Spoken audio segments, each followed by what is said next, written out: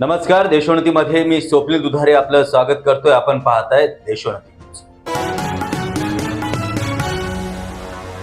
महाराष्ट्राच्या विधानसभाच्या निवडणुका संपल्या, परंतु अद्यापही सत्ता स्थापन झाली नाही. पण आता सत्ता स्थापनेला वेग आला असून भाजप प्रदेश कार्यालयात बैठकांना देखील आता वेग आला आहे. विधिमंडळ नेत्यांच्या उद्याच्या बैठकीसाठी आता तयारी सुरू झाली असून चंद्रशेखर बावनकुळे, आशिष शेलार, प्रसाद लाड, प्रवीण दरेकर आणि कंबोज यांची देखील आता बैठक सुरू असल्याची माहिती कळत आहे. आज निर्मला सीतारामनसह भाजपाचे केंद्रीय निरीक्षक मुंबईत दाखल होणार असल्याची माहिती सूत्रांकडून कळत आहे. दोन्ही निरीक्षक भाजपाच्या आमदारांच्या 4 डिसेंबर रोजी बैठका घेणार असल्याचंही सूत्रांकडून कळत आहे. मुंबई, पुणे, नागपूर, मराठवाडा असो का विदर्भ, राजकीय, सामाजिक, शैक्षणिक क्षेत्र असो का क्रीडा, सर्वच घडामोडीचे विश्लेषण पाहायला विसरू नका.